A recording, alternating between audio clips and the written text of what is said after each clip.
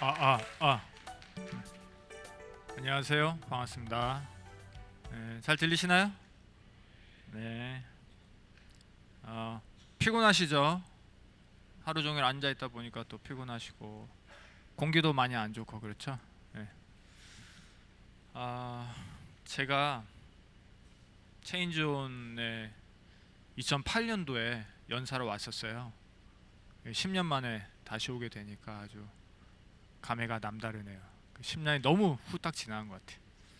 제 소개를 간단히 드리면 저는 조직의 문화를 바꾸는 일을 이제 컨설팅도 해주고 개인들이 그걸 잘할 수 있게 코칭도 해주고 하는 일들을 하고 있습니다. 비영리 단체들하고도 같이 일을 여러 번 해본 것 같아요. 시간이 30분밖에 되질 않습니다. 그래서 짧기 때문에 좀 압축적으로 진행을 해볼까 합니다. 전주까지 오신 분들도 많으시니까 최대한 많이 얻어가실 수 있게 노력을 해보겠습니다. 우선은 제 그 주제는 새롭게 시작하는 기술, 제목이 그렇죠. 그 새롭게 시작하는 거의 중요성은 많이들 이미 알고 계시고 또 오늘 또 많이 느끼셨을 것 같아요. 우리 주제 자체가 뭐, 새로운 탄생과 멸종 뭐 이런 것들이 들어가 있으니까. 제 주제가 새롭게 시작하는 거니까 지금 그거 좀 해보면 좋겠어요. 새롭게 시작하는 주제를 다루면서 굉장히 오래된 방식으로 하면 안 되잖아요, 그렇죠? 새롭게 된 주제를 새로운 주제를 다루니까 방식도 새롭게 해봅시다. 내 주변에 옆 사람들이 내가 아는 사람이다. 손 들어보세요. 오케이. 반대로 내 주변에 모르는 사람이 한 명이라도 있다. 오른쪽 왼쪽에. 오케이, 좋습니다. 그분들은 오늘 아주 새로운 걸 시도할 기회가 됐습니다. 서로 인사하고 간단하게 자기소개하세요. 시작!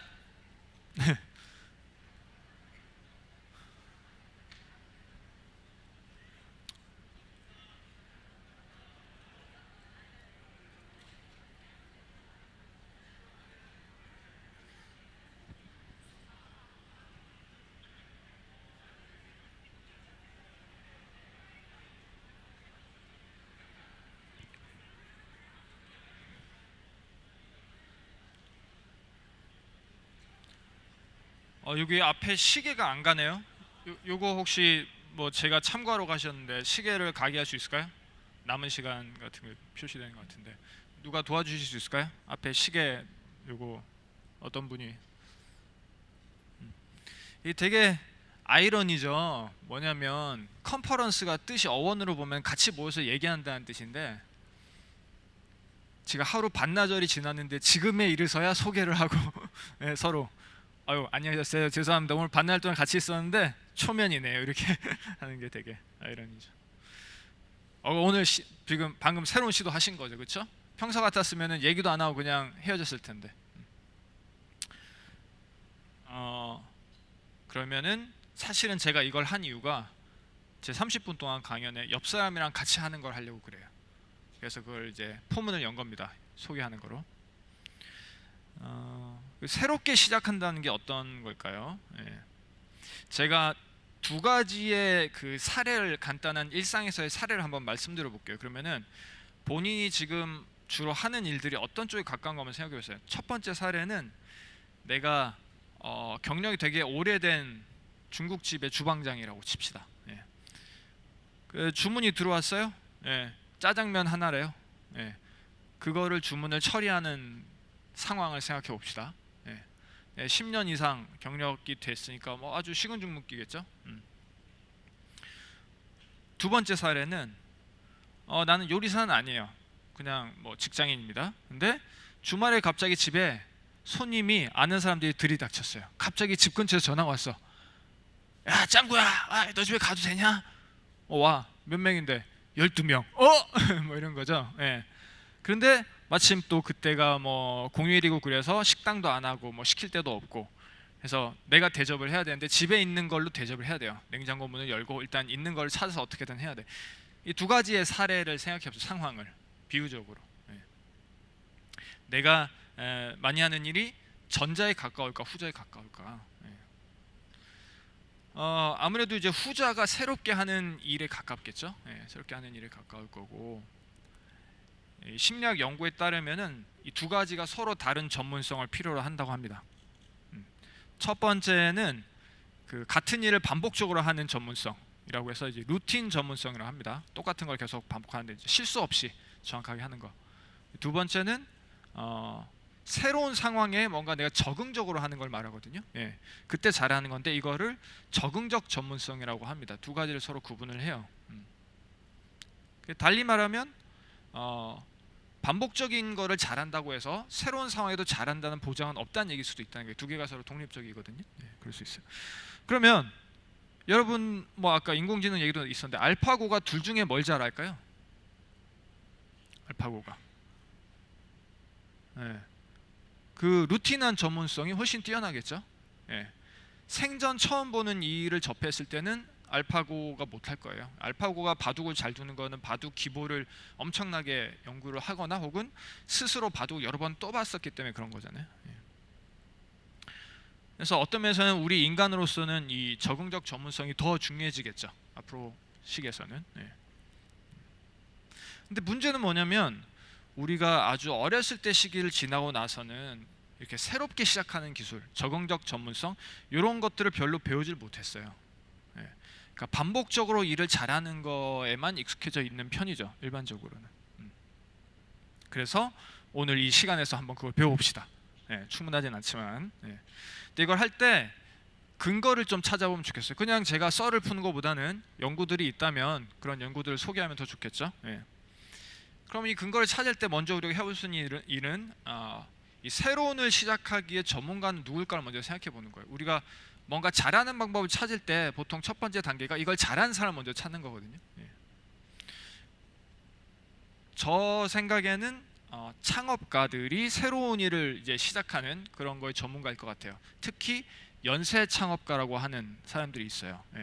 연쇄 살인마에서 빌려온 말인데 창업을 연달아서 계속하는 사람들이에요. 그러니까 창업해서 이 회사를 뭐 이렇게 그 상장을 받게 하면은 또 다른 회사 가서 또 창업하고 이런 사람들이 있거든요. 그러니까 평생 창업 한 번 하고 그 회사 평생까지 이렇게 견디는 게 아니고 계속 창업하는 이런 사람들이 우리나라에는 별로 없어도 미국엔 되게 많은 것 같아요. 그래서 이 사람들에 대한 연구가 있습니다. 이걸 이제 영어로는 effectuation research라고 하는데 번역하자면 뭐 달성에 대한 뭐 연구라고 할 수 있을 것 같아요. 그래서 이 연구를 한 사람 이제 사라스바티라고 하는 교수가 연구를 했었고, 이분은 이런 전문적인 창업가와 대기업에서의 관리자 그리고 MBA 그러니까 경영학 석사죠 졸업생들을 서로 비교를 해봤어요. 비슷한 상황이 주어졌을 때 선택을 어떻게 다르게 하는가를 해봤죠. 했더니 의외의 결과가 나온 거예요. 예를 하나 들자면 사업 계획서의 중요성에 대해서 굉장히 다른 태도를 갖고 있더라는 거죠. 창업을 전문적으로 잘하는 사람들일수록 사업 계획서를 등한시하더라는 거예요. 사업 계획서를 중요하게 생각 안 해요. A4 한 장 정도로 그냥 하면 됐다 생각하는데, 근데 오히려 MBA 졸업생이나 혹은 뭐 대기업의 관리자 같은 사람들은 굉장히 중요하게 여기고 그거를 치밀하게 만들어낸다고 생각한다는 거죠. 근데 MBA 그 학교에서 경영학 학교에서 어떻게 가르치냐 이거죠. 요즘은 바뀌었을 수도 있지만은 예전에 보면은 그런 사업 계획서의 중요성을 굉장히 강조했었거든요. 그러면 우리가 잘못 가르치고 있었던 거 아니냐? 창업이라는 면에 있어서는 그런 얘기를 하게 된 거죠. 이런 차이점들을 우리가 좀 배우면 뭔가 우리가 새로운 일 시작할 때 도움이 되지 않을까? 그런 발상을 할 수 있겠죠. 그리고 이게 단순히 창업가에만 해당하는 건 아니고 그 후에 후행 연구에서도 성장을 이렇게 빨리 하는 기업의 뛰어난 중간 관리자의 특징을 연구를 했었는데 그게 이 창업가의 특징과 거의 유사했어요. 일치를 했어요. 그러니까 창업가가 회사를 새로 세우는 사람한테만 그런 그 특징이 나타나는 게 아니고 관리자에서도 나타날 수 있고, 제 생각에는 새롭게 뭔가 시작하는 사람들한테는 이 창업가의 특징들이 굉장히 도움이 될 거라는 생각이 있습니다. 그래서 그걸 하나씩 알아보도록 하겠습니다. 우선은 요리 재료가 필요해요. 요리 재료. 근래에 자신이 새롭게 시작한 일을 하나 떠올려 보세요. 근래라면 1년 정도 되돌아보세요. 내가 새롭게 시작한 거 떠올리시고, 아까 제가 모르는 사람 뭐 이렇게 손들어보고 했죠, 옆에. 그러면 그분이랑 간단하게 그걸 얘기를 해보세요. 그게 뭔지. 공개할 수 있는 거로. 내가 다른 남편 모르게 뭐 교제를 시작했다 뭐 그런 거 하지 말고 공개할 수 있는 걸 하나 간단하게 한 1, 2분 드릴 테니까 근래에 새롭게 시작한 일을 하나 소개해 보세요. 그걸 요리 재료로 쓸 겁니다.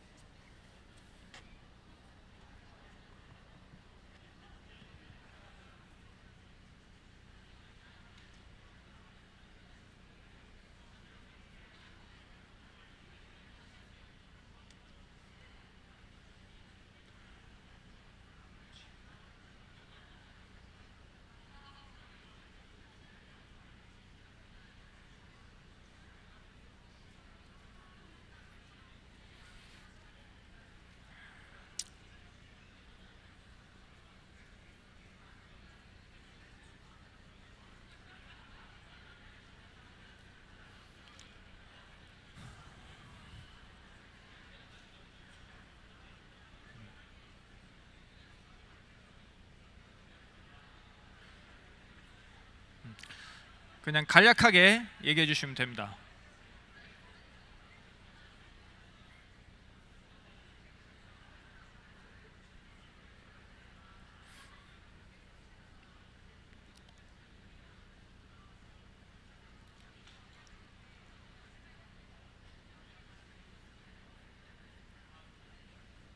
자, 그러면 다음 순서로 넘어가 보겠습니다. 그냥 이런 일을 새롭게 시작했다 그 정도만 얘기하시면 돼요. 그 신세 한탄까지 할 필요는 없고. 자, 그러면 제가 4가지 특징을 소개를 드릴 거예요. 4가지 원칙. 그러니까 전문 창업가들이 좀 고유하게 보이는 특성이고, 뛰어난 중간 관리자들이 보이는 특성. 그러니까 불확실성이 높은, 새로운 일들은 보통 불확실성이 높거든요. 그럴 때 유리한 전략인 거예요, 사실은 이것들이. 그래서 여러분들이 직장에서나 일상 삶에서 새로운 일 시작할 때 아마 도움이 될 거라고 생각합니다. 그거를 4개를 소개할 건데, 2개를 먼저 소개하고 중간에 또 여러분들끼리 얘기를 하게 하고 또 2개를 더 소개할 거예요. 그런데 이 2개를 소개할 때 여러분들이 대입해서 들어보세요.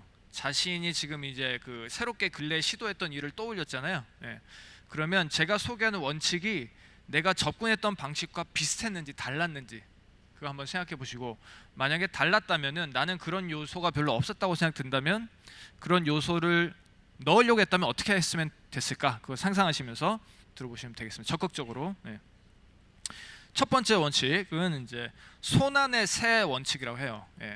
손안에 있는 새. 그래서 영어로 이제 bird in hand라고 하죠. 손안에 있는 새가 뭐보다 낫다? 숲에 있는 2마리의 새보다 낫다. 손안에 새 1마리가 더 낫다. 뭐 그런 거죠. 이게 무슨 원칙이냐면은 MBA 출신들은 이제 사업 계획을 시켰을 때 보니까 목표를 세워요. 그리고 그 목표를 달성하기 위해서 수단들을 이제 수집을 합니다. 수단이라고 하면 이제 자원이 되겠죠. 뭐 돈이라든가 뭐 방법이라든가 뭐 그런 걸 찾는 거겠죠. 뭐 우리가 잘 알고 있는 익숙한 방법이죠.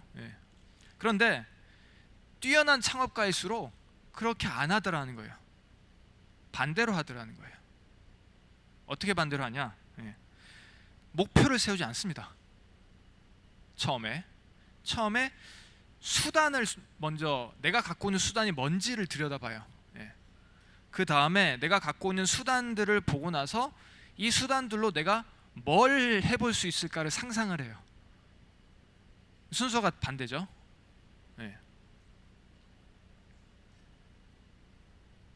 이게 불확실성이 높을 때, 새로운 일을 시작할 때는 훨씬 유리할 수도 있다라는 거예요.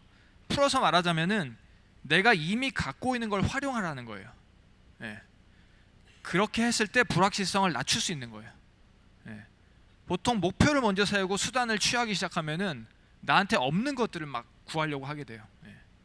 근데 그게 아니고 내가 이미 갖고 있는 걸 활용하라는 거. 그 다음에 내가 이미 갖고 있는 걸로 시작하기 때문에 시작을 빨리 할 수 있어요. 그렇겠죠? 행동으로 빨리 옮길 수 있겠죠. 내가 이미 갖고 있는 걸 하기 때문에. 그러면 그 행동을 하면서 내가 학습을 한다는 거죠. 불확실성이 높을 때는 학습 속도가 빨라야 될 텐데 그런 거죠. 예를 하나 들면 이제 대학에서 도자기 수업을 하는데 거기서 실험을 했어요. 학생들한테 성적을 받는 방법을 고르게 했어요. 한 학기 성적을. 첫 번째 방법은 네가 도자기를 한 학기 동안 몇 개 내는지는 상관 안 하는데 냈던 것 중에 가장 질이 높은 도자기의 품질로서 점수를 주겠다. 한 학기 점수를. 두 번째 선택은 품질을 안 보겠는데 네가 냈던 도자기들의 그람 수를 다 총합을 해서 그게 높을수록 좋은 점수를 주겠다라고 했어요. 그렇게 한 학기를 끝내고 나서 교수가 봤더니 그 수업 전체에서 가장 뛰어난 도자기가 두 번째 그룹에서 다 나오더라는 거예요. 무게로 냈던. 왜 그러냐면 첫 번째 그룹의 애들은 어떻게 하면 완벽한 도자기를 만들까를 고민하면서 책상에 앉아 있더라는 거예요. 근데 두 번째 그룹은 자꾸 만들어 보더라는 거죠. 그러니까 뭔가 빨리 시도하면서 거기서 학습하는 거가 되게 중요해요. 새로 시작할 때는. 그런데 내가 갖고 있는 걸 시작하는 게 일단 걔네들은 자기가 갖고 있는 지식과 기술로 우선 만들기 시작했겠죠. 난 도자기 수업 지금 들은 지 하루밖에 안 됐는데도 뭔가 갖고 있는 지식이 있으니까 그걸 활용한다는 거예요. 그래서 연구한 사람이 봤을 때 이미 갖고 있는 수단은 크게 보니까 세 가지가 있더라는 거예요. 난 누구인가, 내가 뭘 아는가, 내가 누구를 아는가, 이 세 가지를 주로 활용하더라는 거예요. 그리고 얘가 업데이트가 되겠죠. 업데이트 된다는 거는 일을 하다 보면 내가 아는 게 늘어나기도 하고 내가 아는 사람이 늘어나기도 하고 내가 누구인가가 바뀌기도 하고 그렇죠. 그럴 때마다 목표를 조금씩 바꿔 나가더라는 거죠. 이게 첫 번째 손안의 새 원칙이라는 거예요. 이게 새로운 일 시작할 때는 굉장히 좋은 전략일 수 있다. 두 번째는 조각보 원칙이라고 합니다. 영어로는 크레이지 퀼트 프린시플이라고 하는데 이것도 흥미로운 부분인데 뛰어난 창업가일수록 전문 창업가일수록 경쟁자 분석을 안 하더라는 거예요. 거의 신경을 안 써요. 경쟁자가 누구고 걔네들이 뭘 하고 이미 어떤 상품 있고 없고 신경을 거의 안 써요. 대신 믿을 수 있는 이해관계자를 늘리는 데는 신경을 많이 써요. 그래서 같이 뭐 해보자라는 걸 자꾸 말을 퍼뜨리면서 같이 하려고 하는 거예요. 근데 이게 좋은 이유는 이걸 하면 앞에 말했던 수단이 늘어나요. 나라는 범위가 늘어나기 때문에 내가 누구이고 내가 뭘 알고 내가 누구를 알지를 내 파트너들이 늘어나면 그거의 범위가 점점 늘어나니까 우리가 해볼 수 있는 가능성이 더 넓어지는 거죠. 그리고 이 사람들의 자원을 활용하니까 실패율도 떨어질 수가 있어요. 오히려. 그리고 출발이 더 쉽겠죠. 이미 있는 자원을 활용하니까. 투자 안 받아도 될 수도 있고. 그래서 이게 조각보 원칙이에요. 정리하자면 첫 번째는 손안의 새 원칙, 이미 갖고 있는 걸 먼저 활용해서 행동을 빨리 한다는 거. 두 번째는 조각보 원칙, 같이 하려고 노력하는, 그 사람으로부터 커미트먼트, 같이 하자는 공약, 약속을 끌어내서 함께 하려고 하는 거예요. 동지를 빨리 만들려고 하는 거예요. 초반부터. 나 혼자서 한 2, 3년 하다가 그때 자신감이 생기면 누구랑 같이 해야지. 그거는 불확실한 일을 할 때는 불리한 전략일 수 있는 거예요. 오히려. 두 가지를 소개했고요. 그러면은 옆 분이랑 같이 얘기를 해보세요. 자기가 근래 새롭게 시작한 일에 이런 요소가 있었는지, 있었다면 어떤 거인지, 만약 없었다면은 어떻게 내가 바꿔서 했더라면 이런 요소를 넣을 수 있었을지 한번 얘기해 보시죠. 2분 정도.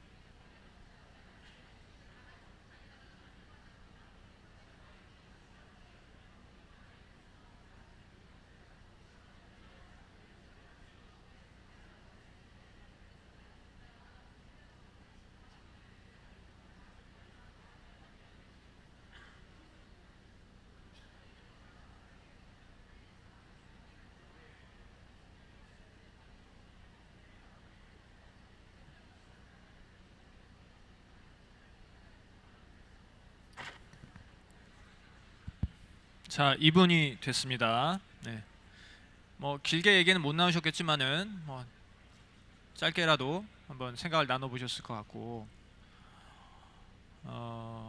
이게 이제 재밌는 거예요. 우리가 새롭게 시작하고 싶지만 새롭게 시작 안 하고 미루고 있는 것들 잘 돌아보면 대부분 두려움이 있어요. 예. 근데 그 두려움이 어디서 오냐면 내가 이미 갖고 있지 않은 것에 대한 두려움이거든요. 예. 그 두려움을 극복하는데 내가 이미 갖고 있는 거로 시작하는 게 큰 도움이 될 거예요. 자, 그러면 두 가지를 했고 이제 세 번째, 네 번째 거를 합시다. 예. 세 번째 거는 두려움하고도 관련이 있어요. 감내할 수 있는 손실 원칙이라고 합니다. 영어로는 affordable loss principle이라고 하는데요.